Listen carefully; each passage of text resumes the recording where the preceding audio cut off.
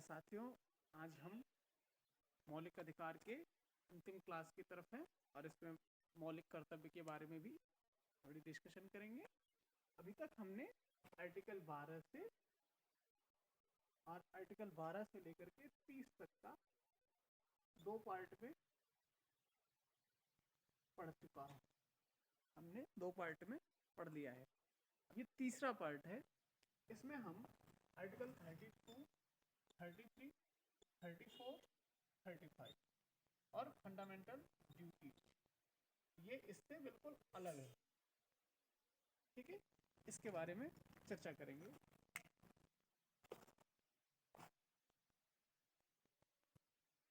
तो आइए जानते हैं कि आर्टिकल 32 क्या है। अनुच्छेद 32 डॉक्टर बी आर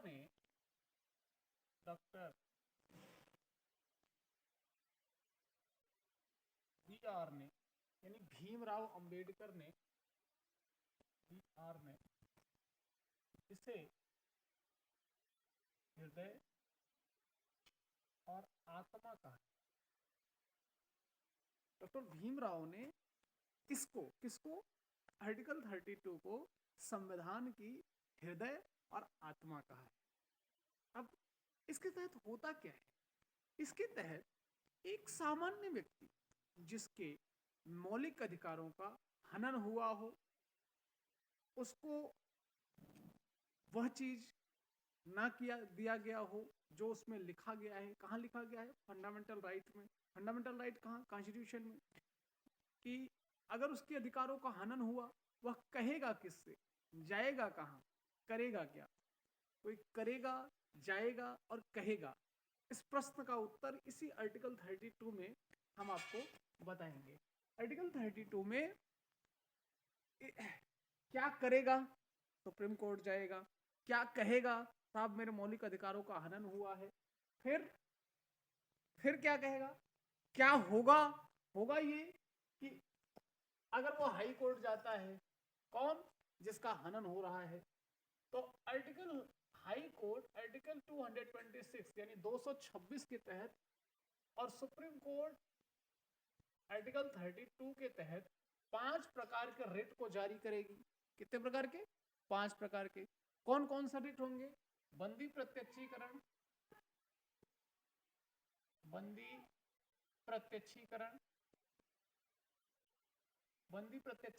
पहला रिट होगा। दूसरा होगा परमादेश। तीसरा प्रतिषेध। तीसरा होगा पहला बंदी प्रत्यक्षीकरण, दूसरा रिट परमादेश, तीसरा प्रतिषेध, चौथा उत्प्रेषण और अंतिम रिट जो होगा वह होगा अधिकार परीक्षा, जिसे हम को वारंटो कहते हैं।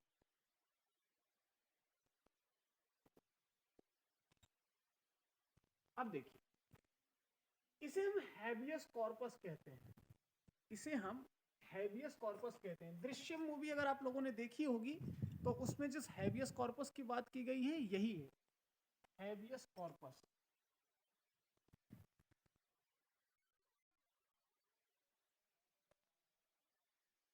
इसे ही कहते हैं टू हैव द बॉडी, यानी शरीर प्राप्त करना। इसे ही कहते हैं टू हैव द बॉडी। इसे कहते हैं टू हैव द बॉडी यानी शरीर प्राप्त करना। उसके बाद परमादेश आता है। परमादेश का मतलब होता है वी कमांड, मतलब हम आदेश देते हैं। संवैधानिक भाषा इसकी है मैंडेमस, हम आदेश देते हैं। प्रतिषेध का मतलब होता है प्रोहिबिशन, इसका मतलब होता है रोकना, मना करना। इसके बाद होता है उत्प्रेषण। उत्प्रेषण का मतलब टू बी इन्फॉर्म्ड यानी सूचित करना, टू बी इन्फॉर्म्ड यानी सूचित करना। इसके बाद अधिकार परीक्षा आता है जिसमें को वारंटो आता है। इसमें कोर्ट किसी भी लोक नियोजन अधिकारी से पूछ सकता है, को वारंटो। अब देखिए इसमें दो अपवाद होंगे। वो अपवाद कौन से होंगे? सबसे पहला अपवाद होगा राष्ट्रपति और दूसरा होगा राज्यपाल। नंबर 1। नंबर 2, यह एक ऐसे लोक अधिकारी हैं जिनके खिलाफ कोई भी रिट जारी नहीं हो सकती। क्यों नहीं हो सकती? संवैधानिक प्रमुख है। अरे राज्य का संवैधानिक प्रमुख राज्यपाल होता है, केंद्र का सर्वाधिक, देश का संवैधानिक प्रमुख राष्ट्रपति होता है। इसलिए जब तक ये पद पर रहेंगे तब तक इनके खिलाफ रिट जारी नहीं हो सकता। ठीक है।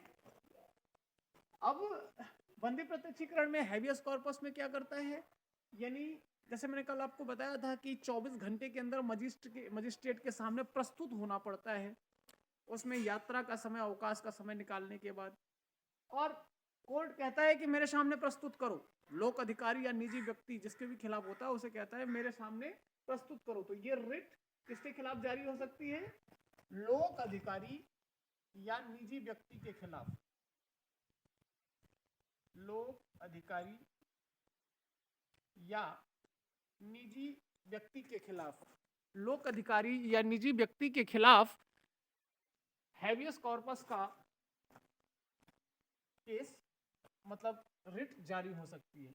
लेकिन परमादेश की बात जब करते हैं, वी कमांड की बात जब करते हैं, यह केवल लोक अधिकारी पर जारी हो सकती है। परमादेश केवल और केवल वनली पब्लिक ऑफिसर पर जारी हो सकती है। राष्ट्रपति और राज्यपाल अपवाद रहेंगे, ध्यान रखिएगा। इसी तरह से प्रतिषेध, जैसे मान लीजिए कि किसी सड़क की खुदाई हो रही है, घर के उदाहरण से समझते हैं। मान लीजिए पिताजी घर में हैं या दादाजी घर में हैं और लड़का कह रहा है कि नहीं हम मूवी देखने जाएंगे। दादाजी ने कहा घर के बाहर ना निकलना, लड़का कह रहा है नहीं निकलूंगा। दादाजी ने कहा सुनो घर के बाहर ना निकलना। तो ये जो प्रोहिबिशन है, जो मना करना है, यही हमारे कोर्ट द्वारा जारी किया गया तीसरा रिट होता है। और अगर मान लीजिए दादाजी कहते हैं हम आदेश दे रहे, पिताजी को कहते हैं हम आदेश दे रहे, वी कमांड, मैंडेमस कर रहे, मैंडेमस की रिट अगर जारी करते तो पिताजी खुद रोक लेंगे उसको, लड़के को, चाहे जूतों का स्वागत करके रोके, चाहे उसको सम्मानित शब्दों के द्वारा रोके, लेकिन रोकेंगे। तो आई होप अब समझ गए होंगे आप लोग। इसी तरह से यदि हमारे राष्ट्र में, हमारे देश में कोई भी अराजक तत्व अपने अधिकार, अपने पद का दुरुपयोग करता है तो न्यायालय उसके खिलाफ 3 प्रकार की रिट, बंदी प्रत्यक्षीकरण, परमादेश, प्रतिषेध, और फिर 2 और उसके बारे में मैं बताऊंगा, उत्प्रेषण टू बी इन्फॉर्म, सूचित करना, यह भी लोक अधिकारी के लिए जारी हो सकती है। अधिकार परीक्षा को वारंटो इसमें भी ये जारी कर सकते हैं। अब आइए बात करते हैं प्रतिषेध। प्रतिषेध के तहत इसका उद्देश्य जो होता है, मतलब कार्य करने ही नहीं दिया जाएगा। अगर हो भी रहा है तो उसको स्थगित कर दिया जाएगा। मान लिया लड़का कपड़ा बड़ा पहन करके तैयार हो गया है, मूवी के लिए बिल्कुल तैयार है, दोस्तों को फोन कर दिया है, आजकल तो दोस्त भी आ गए हैं, लेकिन बड़े पिताजी ने क्या बोला या दादाजी ने क्या बोला, बाहर निकलना नहीं, यानी वहां पे प्रोहिबिशन हो गया है।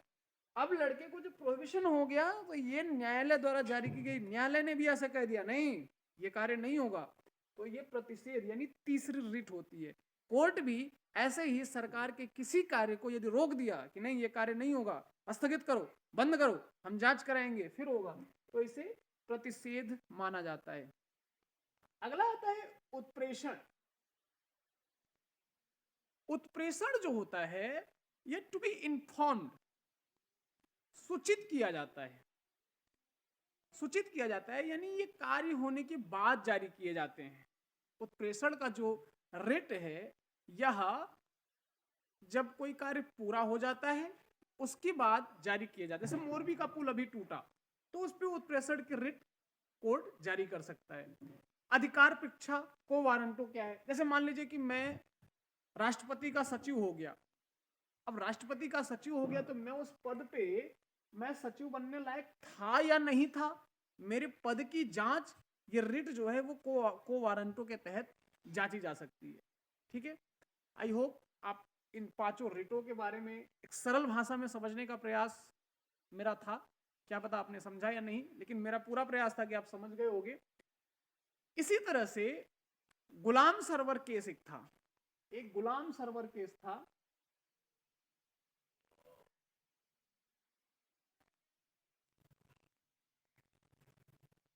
गुलाम सर्वर केस में निवारक नजरबंदी में भी, निवारक नजरबंदी कल मैंने आपको चर्चा करी थी कि निवारक नजरबंदी किसके तहत 21, 22, 23 आपने ध्यान दिया होगा। तो उसमें क्या बताया था मैंने कि निवारक नजरबंदी में ऐसी कोई व्यवस्था नहीं होती है ना, लेकिन यहां पर सुप्रीम कोर्ट कह रहा है कि निवारक नजरबंदी में भी ऐसा हो सकता है। अब बताता हूं कि क्षेत्राधिकार का उल्लंघन करके भी, क्षेत्राधिकार का उल्लंघन करके भी सुप्रीम कोर्ट ये वाली रिट जारी कर सकती है। कौन सी? प्रतिषेध वाली। यह जो भी रिट होती है हाई कोर्ट या सुप्रीम कोर्ट, न्यायिक संस्था के खिलाफ या अर्ध न्यायिक संस्था के खिलाफ, किसी भी संस्था के खिलाफ जारी कर सकती है। प्रतिषेध की रिट न्यायालय, जुडिशियल बॉडी और क्वासी जुडिशियल बॉडी, न्यायिक संस्था या अर्ध न्यायिक संस्था, किसी भी संस्था के बारे में जारी कर सकती है। अब एक बार मैं आपको न्यायिक संस्था और अर्ध न्यायिक संस्था के बारे में थोड़ी सी जानकारी देना चाहता हूं, ध्यान से देखिएगा। न्यायिक संस्था होती है, मैं बता देता हूं, जिसमें अधीनस्थ न्यायालय से लेकर के ऊपर के न्यायालय हो गए, और गैर न्यायिक या अर्ध न्यायिक संस्था वो होती है जिसमें गवर्नमेंट्स की बॉडीज आती हैं, जैसे सेबी, ट्राई। ये क्या है? ये अपने आप में हाई कोर्ट है। इनकी सुनवाई के बाद सीधा आप सुप्रीम कोर्ट में अपील कर सकते हैं। पर्यावरण के लिए ऐसे ही है, एनजीटी। तो ये सब क्या है? ये सब अर्ध न्यायिक संस्थाएं। तो आपने इसके बारे में समझने का प्रयास करेंगे तो समझ में आ जाएगा, बहुत ज्यादा कठिन नहीं है। अब ये जो कानून है, ये जो पांचों रिट है, ये संविधान संशोधन के द्वारा भी नहीं हटा सकती। अगर संसद चाहे कि इन पांचों रिटों को हम संशोधन करके हटा दे तो नहीं हटा सकती है। क्यों नहीं हटा सकती है? क्योंकि संविधान का मूल ढांचा, याद करिए केशवानंद भारती केस मैंने पहली क्लास में बता रखा है, तो वो केशवानंद भारती केस में संविधान के मूल ढांचे का तहत आता है। क्यों? मौलिक अधिकारों का यह रक्षक है। सुप्रीम कोर्ट को व्यक्ति के अधिकारों का, नागरिकों के अधिकारों का संविधान का रक्षक माना गया है। उसके कर्तव्यों से संसद उसे पदच्युत नहीं कर सकती, उसके अधिकार को कम नहीं कर सकती। ठीक है, तो को वारंटों के तहत, अब देखिए मैं पांचों रिट एक बार फिर से बताता हूं। पहली, बंदी प्रत्यक्षीकरण, लोक अधिकारी या निजी व्यक्ति के तहत शरीर प्राप्त करना, इसे हैबियस कॉर्पस कहते हैं। मैंने व्यवहार में उदाहरण भी दिया, दृश्यम मूवी में जो उसने अजय देवगन ने किया था वैसा। परमादेश, मैंडेमस, वी कमांड, हम आदेश करते हैं, केवल लोक अधिकारी के तहत। इसके अपवाद हैं।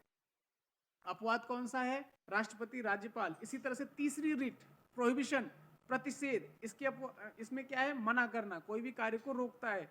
उत्प्रेषण, टू बी इन्फॉर्म्ड, अर्थात सूचित करना कि भाई मुझे मतलब कार्रवाई की समाप्ति के बाद, निर्णय सुनाने के बाद, समाप्त निर्णय के बाद ये जारी की जा सकती है। अधिकार परीक्षा, को वारंटो, यानी लोक पद पर किसी व्यक्ति के दावे की वैधता की जांच करने पर अगर वह कानून सम्मत नहीं पाया जा सकता है, उसे हटाया भी जा सकता है। तो पांचों रिटों के बारे में बता दिया। किसी भी नागरिक के अधिकारों का हनन होने पर सुप्रीम कोर्ट के तहत वह जा सकता है अपने सुप्रीम कोर्ट में। किसके तहत? आर्टिकल 32 के तहत। हाई कोर्ट में जा सकता है आर्टिकल 226 के तहत। अब आइए हम अनुच्छेद 33 की तरफ बढ़ते हैं। अनुच्छेद 33 संविधान का कहता है कि कानून व्यवस्था लागू करने से संबंधित व्यक्ति, सशस्त्र बल से संबंधित व्यक्ति, यानी जो हमारी सीआईएसएफ है, बीएसएफ है ना, आसूचना, राह में काम करने वाला, दूर संचार सेवाओं में कार्य करने वाला, इनका जो फंडामेंटल राइट होगा या राज्य निर्धारण करेगा। फंडामेंटल राइट जो होगा इनका राज्य निर्धारण करेगा। कौन सा भाई? जो जैसे सिविल अधिकारी कोई है, कानून से संबंधित कोई भी व्यक्ति, सशस्त्र बल से संबंधित कोई भी व्यक्ति, वो एक छोटा कर्मचारी से लेकर के बड़े अधिकारी तक सबके मौलिक अधिकार को कौन कंट्रोल करेगा? राज्य करेगा, स्टेट करेगा। स्टेट गवर्नमेंट में जैसे स्टेट में पुलिस है, पुलिस की जो मौलिक अधिकार हैं उसको कौन कंट्रोल करेगा? राज्य सरकार करेगी। केंद्रीय सशस्त्र बल है, केंद्रीय सुरक्षा बल है, उसको कौन करेगी? उसको केंद्र करेगा। ठीक है, इनके फंडामेंटल राइट को जो है वह राज्य निर्धारण करेगा। एक और बात, यदि ये 1901 के तहत संघ बनाने का काम या किसी राजनीतिक संस्था से नजदीकियां बढ़ाने का कार्य करते हैं तो संघ इन्हें पदच्युत कर सकता है, यानी संघ की सरकार इन्हें अवहेलना या अनुशासन के मामले से हटा सकती है। इसमें कई अधिनियम हैं, वायुसेना का है, रक्षा आपको थल सेना का है, जल सेना का है, पुलिस अधिनियम है। इसके तहत इनकी बात है, हमें उतनी गहराई में जाने की जरूरत नहीं है क्योंकि हमें प्रतियोगी परीक्षाओं के लिए तैयार होना है। तो अब आर्टिकल 34 मार्शल लॉ से संबंधित है, सैनिक कानून से संबंधित है, मार्शल लॉ से संबंधित है। मार्शल लॉ में सशस्त्र विद्रोह, गृह युद्ध या आतंकवाद या कोई क्षेत्र जो अशांति का शिकार हो या कहीं अखंडता को चुनौती दी जाती हो तो वहां पर सैनिक कानून यानी मार्शल लॉ लागू किया जाता है। सैनिक कानून लागू किया जाता है। मार्शल लॉ लागू होने पर फंडामेंटल राइट खत्म या समाप्त दोनों हो सकते हैं। इसके खिलाफ आप कहीं जा नहीं सकते। किसी भी अधिकार को समाप्त कर दिया जाएगा, किसी भी अधिकार को घटा दिया जाएगा, यहां तक कि मौत भी किसी की हो गई उसके खिलाफ भी आप कहीं जा नहीं सकते। बहुत कठोर कानून है। अच्छा, ये अफास्पा, इसे अफास्पा कहते हैं, अफास्पा, इसे अफास्पा कहते हैं। इसको बोलते हैं armed force special power act. A for armed, F for force, S for special, P for power, A for act. यानी 1958 में सबसे पहले ये असम में, मणिपुर में प्रयोग किया गया था। 1983 में इसे पंजाब में जब खालिस्तान की मांग की गई थी तब प्रयोग किया गया था। 1997 में हटाया गया पंजाब से। इसके बाद 1990 में जम्मू कश्मीर में किया गया था, कश्मीर घाटी में। तो जब ये कानून लागू होते हैं, मार्शल लॉ लागू होता है, तो वहां मौलिक अधिकारों का या किसी भी कानून को कोई आप चुनौती नहीं दे सकते हो। मेरे हिसाब से आपको यह टॉपिक समझ में आई होगी। अब एक चीज और देखते हैं। अब ये फंडामेंटल राइट में हमने जितनी बातें अभी तक देखी, एक और अधिकार है फंडामेंटल राइट में, चूंकि 12 से 35 होते हैं, 35 नंबर का अधिकार है कि फंडामेंटल राइट जो भी है उसको कम कर सकता है, संशोधन कर सकता है, समाप्त कर सकता है। यह अधिकार केवल और केवल केंद्र सरकार को है, यानी संघ सरकार को है। केंद्र सरकार मतलब कहीं संविधान में नहीं है, तो संघ सरकार यानी राज्य को है। राज्य सरकारों को मतलब राज्य की जो प्रांतीय सरकारें हैं वो ऐसा कदापि नहीं कर सकती। ना वो मौलिक अधिकारों को कम कर सकती हैं, ना वो उसे घटा सकती हैं, ना बढ़ा सकती हैं, ना कोई संशोधन कर सकती है।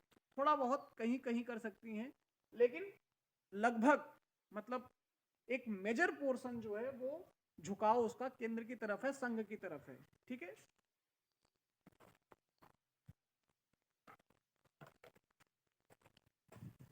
अब आइए फंडामेंटल राइट का महत्व। मैंने कहा था ना कि अभी हम 3 चीजें पढ़ेंगे। फंडामेंटल राइट की आलोचना, विशेषता, इतनी लंबी हमने क्लासेस ली फंडामेंटल राइट की, महत्व। फंडामेंटल राइट का हमारे जीवन में क्या महत्व है? सबसे पहली बात, फंडामेंटल राइट यह अल्पसंख्यकों में विश्वास का भाव लाता है। कोई भी भाषाई अल्पसंख्यक है, जैसे मान लीजिए कि मैं भोजपुरी बोलता हूं, मैं बंगाली बोलता हूं, मैं असमिया बोलता हूं, मैं मलयालम बोलता हूं, मैं कन्नड़ बोलता हूं, और मैं भाषाई अल्पसंख्यक हूं, मैं उत्तर प्रदेश के उत्तर भारत में आ गया और मैं केवल कन्नड़ बोलता हूं, तो हमारे हितों की रक्षा ये आर्टिकल 12 से लेकर के 35 तक हमारे अधिकारों की रक्षा की जाती है। इसी तरह से स्वाधीनता आंदोलन के आदर्शों की झलक मिलती है फंडामेंटल राइट में। देखिए महत्व जो होता है इसमें स्वाधीनता आंदोलन के आदर्शों की झलक मिलती है।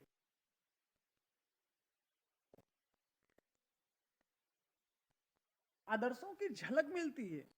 फिर लोकतंत्र के सफल संचालन के लिए, लोकतंत्र के सफल संचालन के लिए फंडामेंटल राइट जरूरी है। अगर फंडामेंटल राइट नहीं रहेगा तो लोकतंत्र, हमारी तो तानाशाही से सरकार विरोधी पार्टी की आ गई तो जीना मुश्किल कर देगी। तानाशाही से रक्षा, तानाशाही से रक्षा करती है ये जो फंडामेंटल राइट है, ये तानाशाही से रक्षा करती है। फिर अल्पसंख्यक के मन में, अल्पसंख्यक के मन में अच्छा भाव लाती है। भाव मतलब सुरक्षा का भाव, विश्वास का भाव लाती है, जिससे इसका प्रभाव क्या पड़ता है? अल्पसंख्यक के मन में भावना लाती है उनको खुश करने के लिए नहीं, राष्ट्रीय एकीकरण को बढ़ावा मिलता है, देश की एकता और अखंडता को बढ़ावा मिलता है, हमारा राष्ट्र कभी खंडित ना हो, अखंड बना रहे, इसके लिए अल्पसंख्यकों के मन में एक विश्वास होता है। तो अल्पसंख्यकों के विश्वास को बढ़ावा देकर के हम फंडामेंटल राइट के द्वारा अल्पसंख्यकों के विश्वास को बढ़ावा देकर के फंडामेंटल राइट के द्वारा अल्पसंख्यकों के विश्वास को बढ़ावा देकर के क्या कर लेते हैं? राष्ट्रीय एकीकरण की भावना को विकसित कर लेते हैं। अभी फंडामेंटल ड्यूटी भी पढ़ेंगे आज, बस इसी के बाद शुरू करते हैं। राष्ट्रीय एकीकरण की भावना को क्या करते हैं? बढ़ावा देते हैं। एकीकरण की भावना को बढ़ावा देते हैं। ये तो हमने बताया महत्व। अब आते हैं आलोचना वाले टॉपिक पे। आलोचक कहते हैं कि फंडामेंटल राइट जो है वह संविधान एक हाथ से देता है और दूसरे हाथ से लेता है, यानी one hand to give and second hand snatch. एक हाथ से हमें अधिकार दिए गए हैं, दूसरे हाथ से छीने जा रहे हैं। कैसे छीने जा रहे हैं? फंडामेंटल राइट जो है कह रहे हैं एक लंबा है और कठिन है। जैसे कैसे छीने जा रहे हैं? जैसे आप आपातकाल की स्थिति में, इमरजेंसी के समय में यदि धारा 358 और 359 लागू होती है, राष्ट्रपति द्वारा लागू होती है मंत्रिमंडल की सलाह पर, मंत्रिमंडल की लिखित सलाह पर आर्टिकल 358, आर्टिकल 359 यह लागू की जाती है राष्ट्रपति द्वारा। जब राष्ट्रपति द्वारा लागू होगी, कब लागू होगी? युद्ध या किसी भयानक आक्रमण के समय में 358 और इसी समय में 359, ठीक है। लेकिन राष्ट्रपति जो है यदि इस दोनों अधिकारों को लागू करता है तो आर्टिकल 19 स्वतः निलंबित हो जाएगा। आर्टिकल 19 जो है वह स्वतः निलंबित हो जाएगा। युद्ध और आक्रमण के समय में यदि 358 को, मान लीजिए कि मैं राष्ट्रपति और मैंने कहा कि धारा 358 लागू, तो धारा 358 लागू मतलब मेरे देश में सभी नागरिकों के आर्टिकल 19 खत्म। इसी तरह से जब 359 हमने लागू किया तो इसमें भी सभी अधिकार राष्ट्रपति निलंबित कर सकता है। लेकिन 44वां संविधान संशोधन 1978 के द्वारा आर्टिकल 20 और 21, याद करिए मैंने कल कहा था 21 के अंतर्गत हमने इतने अधिकार बताए थे। प्राण और दैहिक स्वतंत्रता का अधिकार अनुच्छेद 21 के तहत आता है और 22वां आर्टिकल 20, ये दोनों अधिकार हमारे नहीं लिए जा सकते हैं, ठीक है। अपराध से संरक्षण का अधिकार नहीं लिए जा सकते। तो फंडामेंटल राइट की आलोचना में कह रहा है कि संविधान तो कह रहा है कि हम आपको बोलने का अधिकार, अभिव्यक्ति की आजादी दे रहे, ये आजादी दे रहे, वो आजादी दे रहे, लेकिन इमरजेंसी के समय में आप हमें बोलने ही नहीं दोगे, आप हमें बंद कर दोगे, आप हमें उठा के जेल में डाल दोगे। तो इसका मतलब कि अगर हम सरकार के विरुद्ध बोल रहे हैं और सरकार ने किसी भी क्षेत्र को अघोषित करके सेना के हवाले कर दिया, तो ये आलोचक कह रहे हैं, मैं नहीं कह रहा हूं, ये आलोचक कह रहे हैं। ध्यान दीजिएगा, अगर मैं आलोचना करूंगा तो लगेगा कि मैं सबसे बड़ा आलोचक हूं, अगर मैं महत्व बताऊंगा तो जैसा लगेगा कि मैं बहुत बड़ा महत्व, मेरे से अच्छा महत्व नहीं बताएगा कोई। तो इस तरह से ये मेरी आलोचना नहीं, ये आलोचकों द्वारा आलोचना है। इसी तरह एक एम लक्ष्मीकांत की किताब में आइवर जेनिंग्स है, उन्होंने कहा है कि constitution of India is the haven of advocates, वकीलों का स्वर्ग है भारतीय संविधान। भारतीय संविधान वकीलों का स्वर्ग है, लेकिन हम इस चीज को नकारेंगे, हम मानेंगे नहीं। अभी जब हम विशेषता बताएंगे तो इसके बारे में चर्चा करेंगे। अब आलोचना में एक बात और कही गई कि जो विरोधा, ये आपस में जो संविधान के मौलिक अधिकार हैं आपस में टकराते हैं। कैसे टकराते हैं? आर्टिकल 25 और 21 याद करिए। संथारा का मुद्दा, संथारा का मुद्दा क्या था? जैन धर्म की महिला कह रही है कि हमें भूख प्यास से अपने जीवन को, मोक्ष के लिए अपने आप को खत्म करना है। आर्टिकल 21 कहता है कि कोई भी अपनी इच्छा से जीने का अधिकार है, लेकिन मौत, मृत्यु का अधिकार नहीं है। अगर कोई मरना चाहता है उसके खिलाफ धारा 307 लगेगी, जिसे संसद ने अब एक मानसिक रोग बनाया है। लेकिन यहीं पे आर्टिकल 25 के तहत कह रहे हैं नहीं, धार्मिक स्वतंत्रता का अधिकार है, और संथारा को सही बता दिया जाता है। इसी तरह से आर्टिकल 14 विधि के समक्ष समता है, आर्टिकल 15 जब सबके प्रति समानता है, और फिर यहाँ आर्टिकल 25 को बराबर कर दिया गया, यानी धार्मिक स्वतंत्रता का अधिकार। जब आर्टिकल 15 में कहा गया कि हम किसी भी जाति, वर्ग, धर्म, संप्रदाय, उत्पत्ति, निवास के आधार पर किसी से भेदभाव नहीं करेंगे, तो आर्टिकल 25 फिर कहां से आ गया? धार्मिक स्वतंत्रता का अधिकार। इसी तरह से आर्टिकल 26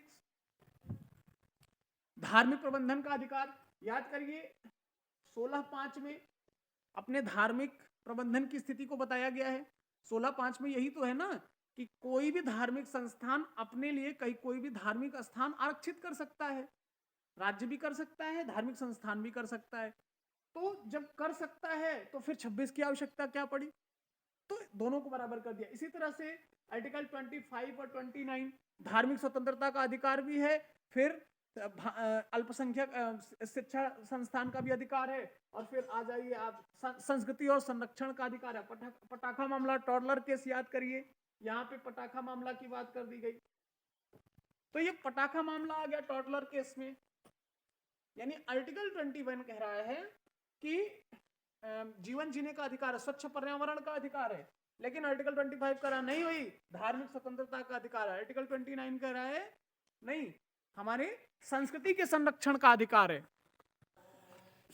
अब इसी तरह से हमने आपको ये आलोचना की बात करी। अब आइए देखते हैं कि संविधान की विशेषता क्या है, भारतीय संविधान की विशेषता क्या है। ये तो हमने पढ़ा महत्व और आलोचना। विशेषता कह रहा है अधिकांश जो मौलिक अधिकार है वो नकारात्मक हैं, कुछ सकारात्मक हैं। जैसे राज्य भेदभाव नहीं करेगा, विधि के समझ समता रखेगा, ये सकारात्मक है। इसी तरह से सरकारी नियोजन में किसी से भेदभाव नहीं करेगा, मतलब अधिकांशतः नकारात्मक है। और सबसे बड़ी बात विशेषता क्या है? फंडामेंटल राइट जो है वह असीमित और निरपेक्ष नहीं है। अर्थात असीमित और निरपेक्ष, मतलब असीमित जैसे असीमित नहीं है, किसी नागरिक को इतना भी अधिकार नहीं दिया गया है कि वो कहे कि आई एम किंग, और किसी संसद को भी इतना अधिकार नहीं दिया गया वो किसी नागरिकों के अधिकार को हनन कर सके। यानी असीमित नहीं है, सभी अधिकारों पर सीमाएं। आपने देखा होगा बोलने की स्वतंत्रता है लेकिन उस पर 8 प्रकार की सीमाएं हैं। इसी तरह संघ बनाने की स्वतंत्रता है लेकिन उस पर भी 3 प्रकार की सीमाएं हैं। आने जाने की स्वतंत्रता है, आवागमन की स्वतंत्रता है, लेकिन जो प्रोस्टिट्यूट्स है यानी वेश्या जो है, या कोई एड्स से पीड़ित है या किसी भयंकर बीमारी से पीड़ित है, उसको हर जगह आवागमन की स्वतंत्रता नहीं है। सार्वजनिक स्वास्थ्य और सार्वजनिक नैतिकता की स्वतंत्रता सबके लिए होनी चाहिए, तो इसका विरोध है। यानी कि कोई भी सार्वजनिक नैतिकता अगर कहीं भी भ्रमित हो रही है या उससे समाज में कोई गलत प्रभाव जा रहा है तो उसके लिए किसी का मौलिक अधिकार का हनन नहीं होगा। इसके लिए इनके आवागमन को रोक लगाया गया है। ठीक है। और उससे भी बड़ी बात ये प्रवर्तनीय है। प्रवर्तनीय है, प्रवर्तनीय मतलब यदि मौलिक अधिकार में कोई संशोधन या समाप्त किया जा सकता है। याद कीजिए आर्टिकल 13(2) में सज्जन सिंह वर्सेस राजस्थान सरकार केस, केशवानंद भारती बनाम केरल राज्य केस, भारत सरकार संघ केस, गोलकनाथ बनाम पंजाब सरकार केस। तो उसमें हमने बताया था कि ये प्रवर्तनीय है, फंडामेंटल राइट जो है वह न्यायालय में इसको चुनौती जा सकती है। अब प्रवर्तनीय क्या नहीं है? प्रस्तावना प्रवर्तनीय नहीं है, मतलब वो अप्रवर्तनीय है। हमारा डीपीएसपी क्या है? ये प्रवर्तनीय नहीं है, अप्रवर्तनीय है। अधिकांश जो कुछ अधिकार है, विशेषता में एक चीज और देखिए, कुछ अधिकार जो है वह भारतीय नागरिकों को, जैसे आर्टिकल 15 और आर्टिकल 19, राज्य किसी व्यक्ति के साथ कोई भेदभाव नहीं करेगा या बोलने का अधिकार आर्टिकल 15 और 19 के तहत केवल भारतीय नागरिकों को है। और एक 16 सरकारी नौकरियों में आरक्षण वगैरह जो भी बातें हैं, 16 1 2 3 4। लेकिन जो 21 और 25 है, प्राण और दैहिक स्वतंत्रता का अधिकार, धार्मिक स्वतंत्रता का अधिकार, ये विदेशियों को भी प्राप्त है, यानी ये फॉरेन को और प्लस इंडियन सिटीजन को भी प्राप्त है। और 15 16 19 केवल भारतीय को प्राप्त है। ये विशेषता है संविधान की, ओनली इंडियन को प्राप्त है। इसी तरह से अधिकांश फंडामेंटल राइट व्यक्ति राज्य के विरुद्ध प्राप्त है। अब मैं बताता हूं,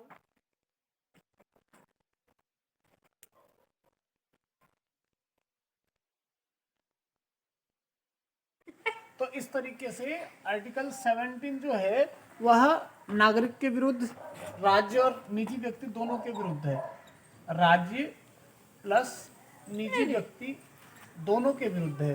और आर्टिकल 15 और 16, आर्टिकल 15 और 16 यह केवल राज्य के विरुद्ध है। किसे प्राप्त है?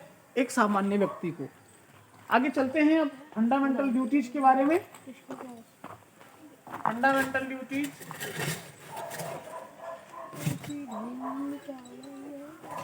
फंडामेंटल ड्यूटीज को कहते हैं हिंदी में मौलिक कर्तव्य। मौलिक कर्तव्य, मौलिक कर्तव्य, मौलिक कर्तव्य पहले तो 10 थे। स्वर्ण सिंह समिति, ये मूल संविधान में नहीं है। 42वां संविधान संशोधन 1976, 42वां संविधान संशोधन 1976 स्वर्ण सिंह समिति द्वारा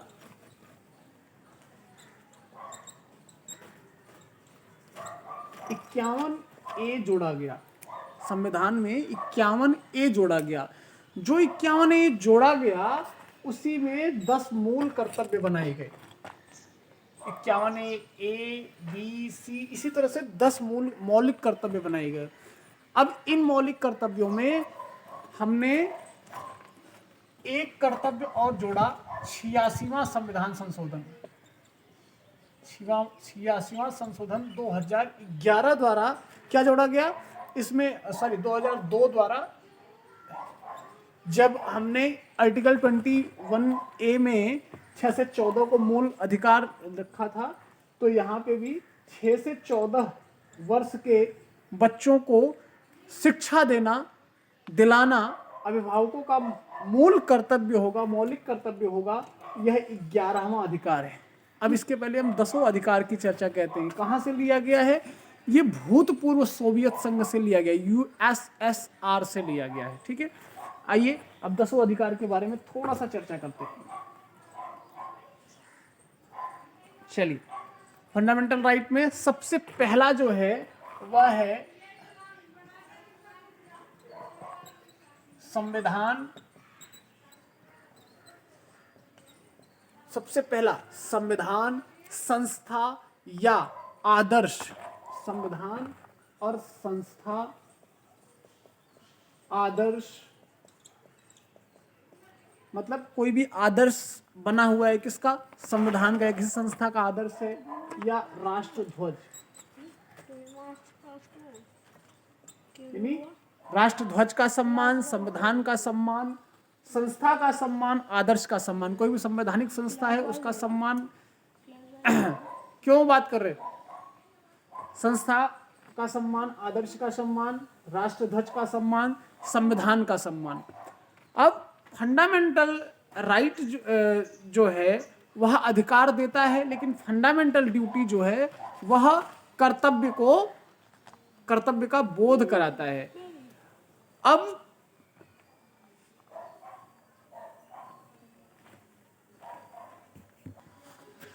स्वाधीनता आंदोलन के आदर्शों का आदर करना, सम्मान करना, जो हमारे मूवमेंट हुए थे उनका सम्मान करना, ये दूसरा अधिकार हो गया। स्वाधीनता आंदोलन के मूल्यों का सम्मान करना। इसी तरह से हमारा तीसरा अधिकार है संप्रभुता, एकता और अखंडता की रक्षा करना। लिखने में काफी लंबा जाएगा, मैं बोल दे रहा हूं।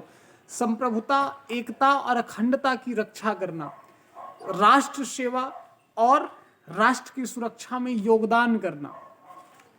इसी तरह से भाईचारा को बढ़ावा देना, धार्मिक भाषाई बहुलता की रक्षा करना, स्त्रियों के सम्मान के विरुद्ध में सभी प्रथाओं का त्याग करना, कंपोजिट कल्चर, सामाजिक संस्कृति को बढ़ावा देना, पर्यावरण की रक्षा करना, वैज्ञानिक सोच, साइंटिफिक थॉट्स या मानववादी सोच को बढ़ावा देना। इसी तरह से सामूहिक संपत्ति की रक्षा करना और हिंसा से दूर रहना, व्यक्तिगत व सामूहिक क्षेत्र में श्रेष्ठता लाने का प्रयास करना। ये 10 अधिकार हमने आपको बताए। अब इसकी आलोचना और महत्व देख लीजिए। आलोचना क्या है? आलोचना में है कि अधिक इंपॉर्टेंट को छोड़ा, कम को जोड़ा। जैसे कर देना और मतदान देना नहीं है, कर देना और मतदान देना नहीं है। मोस्ट इंपॉर्टेंट है, मतदान देना है ही नहीं, कर देना, टैक्स देना है ही नहीं। दोहराव है, 51A और 51B दोहराव है। दोहराव क्या है? संविधान संस्था, आदर्श राष्ट्रध्वज, राष्ट्रगान का सम्मान करना, और फिर वही बी में फिर कह रहे हैं कि स्वतंत्रता आंदोलन के मूल्यों के आदर्शों का सम्मान करना, आदर करना। दंडात्मक का भाव है, यानी बाध्यकारी नहीं है, दंडात्मकता का अभाव है, बिल्कुल अभाव है। अब इसका महत्व क्या है? ध्यान से ये कोटेशन याद कर लीजिए। अधिक इंपॉर्टेंट को छोड़ा, कम को जोड़ा। ठीक है। अब इसी तरह महत्व को याद देखिए। फंडामेंटल राइट का महत्व क्या है? इसका महत्व क्या है? महत्व है कि फंडामेंटल ड्यूटीज और फंडामेंटल राइट, फंडामेंटल ड्यूटीज और फंडामेंटल राइट ये आपस में कंप्लीमेंट है, पूरक हैं। यानी कि एक दूसरे की तुलना में होने जरूरी है। हमें अधिकार तो मालूम है, कर्तव्य मालूम है, कर्तव्य मालूम है तो अधिकार भी मालूम होने चाहिए। देश की सुरक्षा और अखंडता के लिए जरूरी है, ये कंप्लीमेंट हो गए। फिर देश की सुरक्षा और अखंडता, इंटीग्रिटी के लिए जरूरी है। इसी तरह से पर्यावरण में मदद, स्त्री में सुधार, स्त्री की दशाओं में सुधार के लिए, छुआछूत के प्रति कोई विचार आ रहा है, राष्ट्रीय एकता को बढ़ावा देना, सांप्रदायवाद की समस्या जो देश की सबसे बड़ी समस्या, उससे थोड़ी दूरी बनाने का प्रयास, सामाजिक सहयोग और समन्वय का विकास, उसको मजबूत करने का प्रयास। तो इस तरीके से हमने फंडामेंटल राइट और फंडामेंटल ड्यूटीज ये टॉपिक खत्म किया। इसके बाद कल हम, मतलब आगे वाली क्लास जब भी आएगी उसमें हम DPSP, directive principle of state policy के बारे में चर्चा करेंगे। बहुत बहुत धन्यवाद, नमस्कार।